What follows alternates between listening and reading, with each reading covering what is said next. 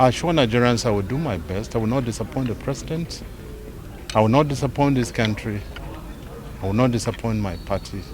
I believe Nigerians will find fulfillment in my responsibilities as I discharge them in their own interest. And Nigerians will really have to reap the dividends of democracy. I am someone who has been on the scene for quite some time.